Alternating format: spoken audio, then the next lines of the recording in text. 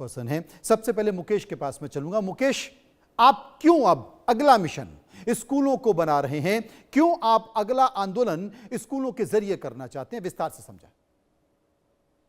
आप सभी को नमस्कार। मैं चाहूंगा कि मैं इंडिया न्यूज पे पहली बार आया हूं तो मुझे उचित समय मिले, मुझे बोलने का मौका मिले। मैं ये कहना चाहूंगा कि सीजेपी की जरूरत क्यों पड़ी देश को, जब देश भर में सभी राज्यों में पेपर लीक हो रहे थे, एक भी एग्जाम ठीक से नहीं हो रही थी। तो जंतर मंतर पे हमने वो लड़ाई लड़ी और देश को कहा कि अगर तुम लड़ोगे तो जीत तुम्हारी निश्चित है। और जब आप जो अलवर की जिस स्कूल की जोधावास स्कूल की तस्वीरें दिखा रहे थे, हम वहां दो दिन पहले जाते हैं तो मेरा यही बच्चियों से सवाल रहता है कि आपको ये लड़ने की हिम्मत कहाँ से मिली। तो उन्होंने कहा कि जंतर मंतर पे हमने आपको लड़ते हुए देखा तो हमें लगा कि अगर हम भी हमारे हकों की आवाज उठाएंगे तो हमें भी जीत मिलेगी। उस स्कूल में टॉयलेट्स नहीं थे, पीने के पानी की व्यवस्था नहीं थी, मैदान नहीं था, 12वीं तक की स्कूल है और सिर्फ 3 क्लासरूम्स है।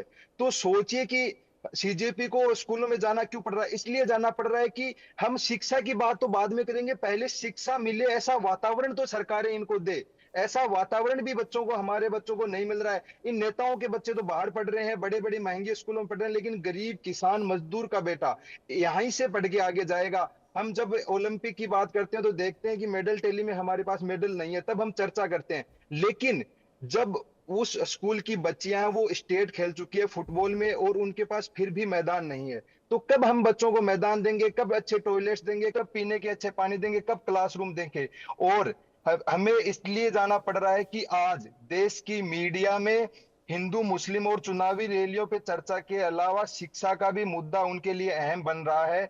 और शिक्षा का मुद्दा इसलिए भी अहम है कि ये सरकारें अब डर गई है। आपने देखा होगा अलवर की उस एक स्कूल की विजिट के बाद राजस्थान सरकार ऐसा तुगल की फरमान लाती है कि बाहर से कोई भी आदमी स्कूलों में जाकर वहां व्यवस्थाएं नहीं देख सकता। वो नहीं देख सकता कि स्कूल जर्जर है या नहीं है, स्कूल गिरने वाली है या नहीं है, वहां पीने की पानी की व्यवस्था है या नहीं है, मैदान है या नहीं है, और व्यवस्थाएं है या नहीं है। वो इतना क्यों डर रहे हैं? मैं बीजेपी से पूछना चाहता हूं कि आप में इतना डर क्यों है? आपको डबल इंजन, ट्रिपल इंजन, सारे इंजन तो हमने दे दिए, लेकिन आप हमारे बच्चों को अच्छी शिक्षा के लिए अच्छे स्कूल कब दोगे? तो मैं राजस्थान की भजनलाल सरकार को यही कहना चाहूंगा कि डरिए मत, हिम्मत दिखाइए। हम आपको बताएंगे कि किन किन स्कूलों में क्या क्या कमियां हैं, आप उनको सही करते जाइए। वरना देश का युवा, देश का जेएनजी, देश का जेन अल्फा अब रुकने वाला नहीं है, वो अपने हक और अधिकार लेकर रहेगा। ठीक है, मैं अब अनंत अमित के पास चलूंगा। अनंत जी, क्या आप मानते हैं कि देश के स्कूलों की शिक्षा व्यवस्था ठीक नहीं है? वहां पर जो पीने की स्थिति है, वहां पर बिल्डिंग की स्थिति है, जर्जर दीवारों में से टपकता हुआ पानी है, आप तमाम सारी स्थितियों के बीच हम देख रहे हैं देश के स्कूलों के जो बच्चे हैं अब वो भी धरना प्रदर्शन कर रहे हैं। बेखौफ होकर वो नारेबाजी कर रहे हैं, बेखौफ होकर सड़कों पर उतर रहे हैं, सवाल उठा रहे हैं, सरकार से सवाल पूछ रहे हैं, जनप्रतिनिधियों से सवाल पूछ रहे हैं। देखिए मनोज जी, सवाल आपके बड़े जायज है। इस देश में लोटा प्रथा को भी खत्म करने का काम हमारी सरकार ने किया। इस देश में धुआं प्रथा को भी समाप्त करने का काम हमारी सरकार ने किया। और आज जिस तरीके से जेन अल्फा पे आज हम चर्चा कर रहे हैं, इस देश का जेन अल्फा आज के बच्चे नहीं है, वो हमारे भारत के नागरिक है। इनकी शिक्षा में निवेश ही देश के भविष्य में निवेश है। और जिस तरीके से बच्चों के अधिकार के लिए बच्चे जिस तरीके से सड़क पे उतर रहे हैं, ये सुधार की राजनीति से नहीं है, नीति और नियत से साफ होता है। और हमारी सरकार ने विगत 12 वर्षों में देश के छात्रों के लिए, देश के युवाओं के लिए जिस तरीके से काम किया है, हम एनईपी 2020 लेकर आए, हम देश में शिक्षा के सुधार चाहते हैं, तमाम ऐसे सुधार हमने किया है। लेकिन उसके बावजूद हम ये कहना चाहते हैं कि सरकार का लक्ष्य सिर्फ स्कूल की संख्या को बढ़ाना नहीं है। हम ये चाहते हैं कि स्कूल की तकनीकी बेहतर हो, सुविधाएं बेहतर हो, बच्चों का सुरक्षा की इंतजाम बेहतर हो, ये तमाम चाहते हैं। हम चाहते हैं कि बच्चों की आवाज आंदोलन का हथियार ना बने, लेकिन हम ये भी चाहते हैं कि उसी नीति निर्माण की आवाज बनाइए जिससे कि देश का भविष्य भी आगे बढ़े। आज का जेन अल्फा स्मार्टफोन से आगे बढ़कर जिस तरीके से स्मार्ट तरीके से अपने बातों को रख रहा है, तो निश्चित तौर पे ये अच्छी बात है, लेकिन साथ साथ इन मुद्दों पे राजनीति करने वाले मैं इन तमाम तिलचट्टा पार्टी के नेताओं से पूछना चाहता हूं कि साहब, आपको राजस्थान दिखता है, आपको उत्तर प्रदेश दिखता है, आपको झारखंड नहीं दिखता है, आपको पंजाब नहीं दिखता है, आपको तेलंगाना नहीं दिखता है, आपको कर्नाटका नहीं दिखता है, आपको केरल नहीं दिखता है, आपको जम्मू कश्मीर नहीं दिखता है, ये भारतीय जनता पार्टी के स्टेट्स ही आपको क्यों दिखते हैं? ये भी हम सवाल पूछना चाहते हैं। लेकिन निश्चित तौर पे जिम्मेदारी हमारी है, हम जिम्मेदारी को लेते हैं और अपने बच्चों को ये कहते हैं कि आप कल के भविष्य हो, सरकार आपकी चिंता कर रही है और निश्चित तौर पे आपकी जो भी मांगे, आपने जिस तरीके से सड़क पर आपने दिखाया, चाहे उधार का दिखाया, चाहे उत्तर प्रदेश का दिखाया, चाहे राजस्थान का दिखाया, निश्चित तौर पे हमारी सरकारें हैं और हम निश्चित तौर पे बच्चों के भविष्य के साथ खिलवाड़ नहीं होने देंगे, बच्चों को राजनीति पे ढकेलने नहीं देंगे, बच्चों के साथ जो भी न्याय संगत होगा। रश्मि जी आपकी राय, रश्मि जी आपकी राय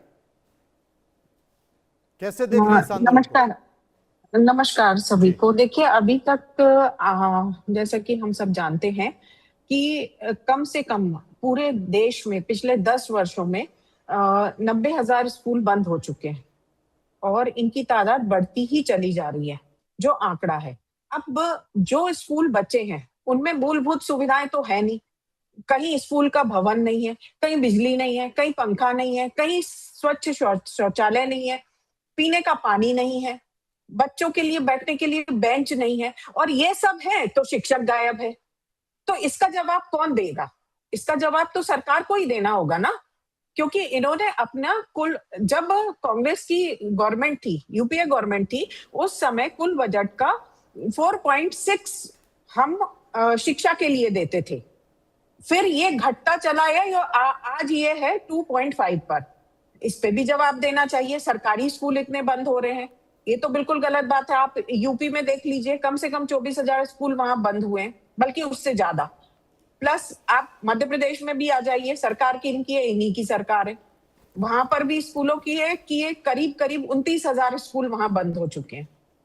और कारण क्या? नहीं, बच्चे नहीं आते। अरे बच्चे कहाँ से आएंगे जब सुविधाएं नहीं होगी? आप उनका देख लीजिए, जो मिड डे मील होता है उसमें भी घपला है। वो बच्चे जाएं, कहाँ बैठें, कहाँ करें? अभी आप लोगों ने सब में, मैंने भी बहुत सारे वीडियो देखे, घुटने भर पानी में बच्चे 15 अगस्त के दिन राष्ट्रगान कर रहे थे। ये तो बिल्कुल, मतलब कहना चाहिए एकदम गलत है। शिक्षकों को आप संविदा पे भर्ती करते हो, ठीक है, उनसे आप दुनिया भर के काम करवाते हो सरकारी। शिक्षक आपके पास है नहीं पढ़ाने के लिए, तो आप ये कर क्या रहे हो? ये तो बिल्कुल गलत ही बात है ना, कि आपने बजट एक तो कम कर दिया है, आपको ये कोई चिंता नहीं है। आपको ये चिंता जरूर है कि आप स्कूल के पाठ्यक्रम में बदलाव ले आएंगे। क्यों ले आएंगे बदलाव? गुलाम बनाना है आपको? मतलब मध्यम वर्ग और गरीब, एक हाथ में तलवार और एक हाथ में कुरान लेके कौन घूम रहा था? मैं आपके बीच में नहीं बोली हूँ। आप ये सांप्रदायिक बात मत कीजिए यहाँ पर। यहाँ शिक्षा की बात चल रही है। नहीं, मैं आपका ज्ञान क्यों सुनूंगी? जो आप गलत बात बोल रही है ना, तो बताना होगा ना, आपको करेक्ट करना पड़ेगा। आपको बुरा क्यों लग रहा है? 65 सालों में इस देश के शिक्षा जगत को का जो बेड़ा गर्क किया है, एक हाथ में सबसे बड़ी बात है, सबसे बड़ी बात है कि हर राजनीतिक पार्टी के अपने अपने दावे हैं, लेकिन स्कूलों की सच्चाई भी सामने बनी हुई है, वो भी दिखाई दे रही है। मुकेश ऑलराउंडर, मैं आपके पास आता हूं, मैं आपके पास आता हूं, लेकिन हमारे साथ डॉक्टर मोनिका भी मौजूद है। एक बार सभी की बारी हो जाए, उसके बाद डॉक्टर मोनिका, वस्तुस्थिति क्या है? और जो वस्तुस्थिति है स्कूलों की, जो हाल स्कूलों का है, शिक्षकों का है, उसको देखते हुए अगर बच्चे सड़कों पर आ रहे हैं, विरोध प्रदर्शन कर रहे हैं, तो क्या ये गलत है या फिर जरूरत से ज्यादा तस्वीरों को दिखाने की कोशिश की जा रही है? नमस्कार सभी दर्शकों को। मैं डॉक्टर मोनिका बी सूद, एक मनोवैज्ञानिक हूँ और सोशल वर्कर भी हूँ। देखिए, मैं आपको कुछ यहाँ पर बातें बताना चाहूँगी। सबसे पहले कि आपने जो मुझसे प्रश्न पूछा है कि क्या बच्चों का ऐसे आना और आंदोलन करना सही है। देखिए, एक साइकोलॉजिस्ट के नाते मैं ये बोल रही हूँ कि जो भी पार्टी या जो भी लोग इन बच्चों को बहला फुसला के सड़कों पे लेके आ रहे हैं, ये उनकी मनोस्थिति के साथ और उनके आने वाले फ्यूचर के साथ बहुत बड़ा खिलवाड़ कर रहे हैं। ये उनको ऐसी चीज़ें इस समय में सिखा रहे हैं जो कि एक बच्चों की मनोस्थिति के लिए, उनकी साइकोलॉजी के लिए और ब्रेन के लिए बिल्कुल सही नहीं है। अगर हम जंतर मंतर की प्रदर्शन की बात करें